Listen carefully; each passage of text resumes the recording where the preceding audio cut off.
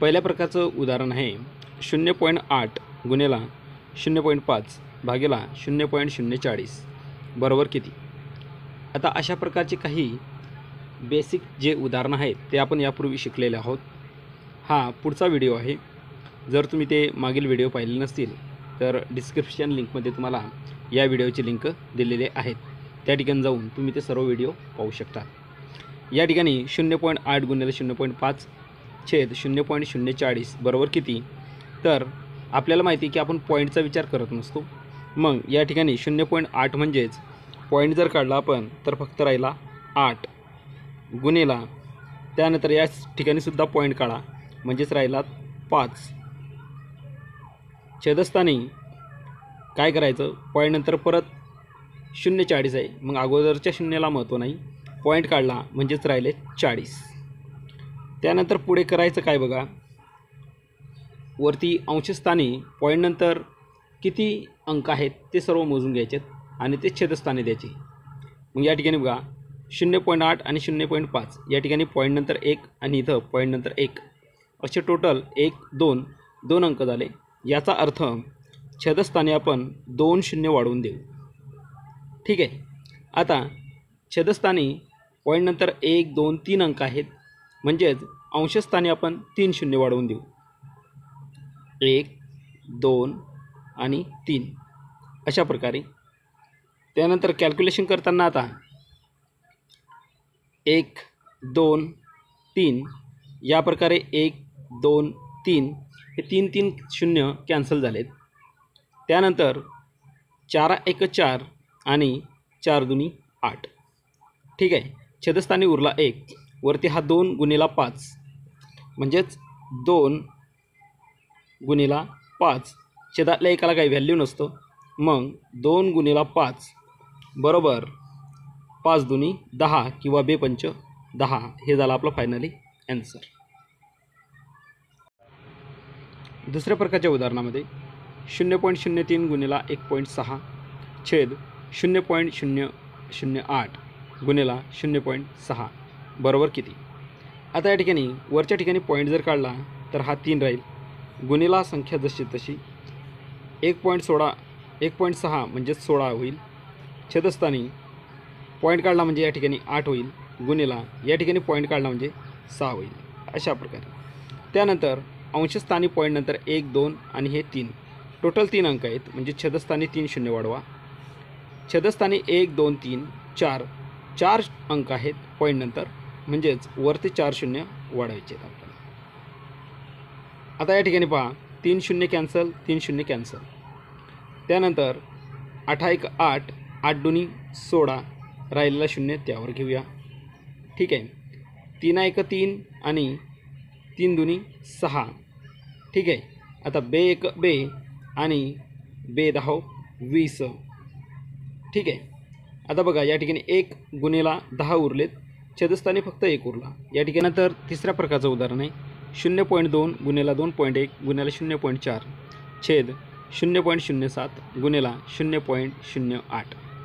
या ठिकाणी पॉईंटचा विचार करायचा नाही, म्हणजेच या ठिकाणला पॉईंट जर काढला तर राहिला 2, त्यानंतर इथला पॉईंट काढला तर राहिला 21 गुणिला परत पॉईंट काढला राहिले 4, त्यानंतर छेदस्थानी पॉईंट काढला 7, पॉईंट काढल्यानंतर 8। त्यानंतर करायचं काय पहा, वरती पॉईंट नंतर 1 2 3 3 शून्य आहेत, सॉरी 3 अंक आहेत म्हणून 3 शून्य खाली घ्या, खाली छेदस्थानी पॉईंट नंतर 1 2 3 4 4 अंक आहेत, म्हणजेच 4 शून्य आपण अंशस्थानी घेऊ। ठीक आहे। आता या ठिकाणी बघा 3 शून्य कॅन्सल 3 शून्य कॅन्सल। ठीक आहे। आता 7 1 7 आणि 7 3 21, 4 1 4 4 2 8 2 1 2 आणि 2 1 2। ठीक आहे। छेदस्थानी 1 उरला, ह्या एकाला काही व्हॅल्यू नाही। आता अंशस्थानी काय उरला 1 3 आणि या ठिकाणी हा 1 उरला आणि हा उरलेला शून्य त्यावर, म्हणजेच 10 उरले। मग छेदस्थानी 1 उरला, अंशस्थानी 1 3 10 यांचा गुणाकार करूया, 3 1 3 आणि 3 10 30, म्हणजेच आपलं उत्तर आलं फायनली 30/1. मात्र छेदातल्या एकाला व्हॅल्यू नसतं, म्हणजेच आपलं उत्तर आलं 30. चौथं उदाहरण आहे 0.5 गुणिला 1.2 गुणिला 0.9 गुणिला 0.1 छेद 0.03 गुणिला 0.6 गुणिला 0.05 गुणिला 0.01. आता दिलेल्या उदाहरणामध्ये पॉईंट काढायचा आपल्याला. मग या ठिकाणी 5 गुणिला 12 गुणिला 9 आणि गुणिला 1 अशा प्रकारे मांडणी करून घेऊ आपण. छेदस्थानी 3 गुणिला 6 गुणिला 5 गुणिला 1 अशा प्रकारे मांडणी करून घेऊ. त्यानंतर आता करायचं काय आहे, अंशस्थानी पॉईंट नंतर अंक मोजू आपण. 1 2 3 4 4 अंक आहेत, म्हणजे छेदस्थानी 4 शून्य आपल्याला वाढवायचे आहेत. त्यानंतर छेदस्थानी पॉईंट नंतर 1 2 3 4 5 6 7 7 अंक आहेत, म्हणजेच अंशस्थानी आपल्याला 7 शून्य वाढवायचे आहेत. 1 2 3 4 5 6 आणि 7. आता बघा कॅल्क्युलेशन करूया. 4 शून्य 4 शून्य. ठीक आहे. आता हा 5 कॅन्सल, हा 5 कॅन्सल. 3 1 3 3 चौक 12. ठीक आहे.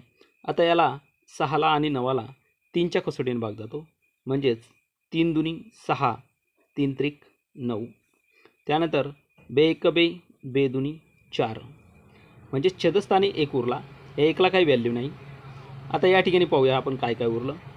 2 गुणिला 3 गुणिला या ठिकाणी 1000 उरलेत. मग उत्तर लिहिताना 2 त्रिक 6 गुणिला हा 1वर 3 शून्य. ठीक आहे. आता गुणाकार करताना माझे काही व्हिडिओ मी टाकलेले आहेत ऑलरेडी यूट्यूब चॅनलला. ते तुम्ही बघितल्यावर तुम्हाला गुणाकार कसा करायचा, शून्य आले तर गुणाकार कसे करायचा, पॉईंट आला तर गुणाकार कसं करायचा, हे सर्व व्हिडिओ तुम्हाला त्या ठिकाणी मिळतील. मग बघा 6 1 6 आणि उरलेले शून्य त्यावर लिहून टाकायचे, म्हणजेच फायनल उत्तर आलं 6000. ठीक आहे. विद्यार्थी मित्रांनो, जर माझे हे गणिताचे व्हिडिओ तुम्हाला आवडले असतील तर चॅनलला सबस्क्राईब करा, जेणेकरून तुम्हाला नवनवीन व्हिडिओ भेटत राहतील. ठीक आहे. जय हिंद, जय महाराष्ट्र. या ठिकाणी 5वं आणि शेवटचं उदाहरण आहे 0.1 गुणिले 0.10 गुणिला 1.2 गुणिले 0.5 छेदस्थानी 0.12 गुणिला 0.01 गुणिला 5. या ठिकाणी पॉईंटचा विचार करू नये.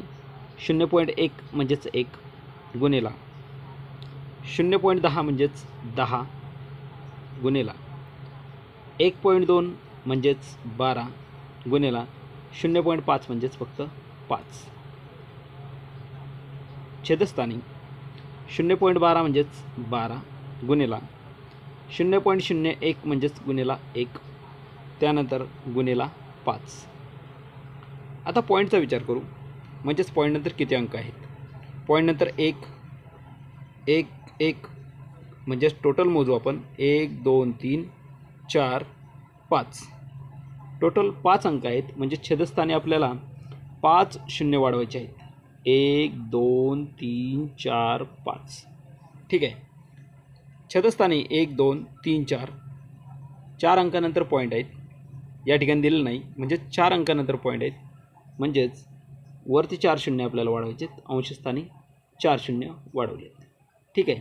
आता करायचं काय, हे 4 शून्य कॅन्सल, हे 4 शून्य कॅन्सल. आता बघा हा 12 कॅन्सल, हा 12 कॅन्सल.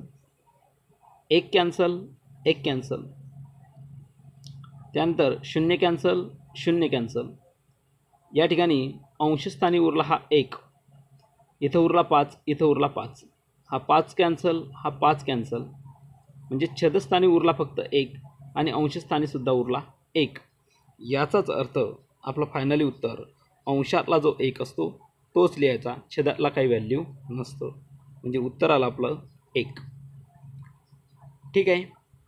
विद्यार्थी मित्रांनो, व्हिडिओ जर आवडला असेल तर कृपया लाईक आणि सबस्क्राईब करायला विसरू नका. आणि हा व्हिडिओ आपल्या विद्यार्थी मित्रांना शेअर करायला विसरू नका.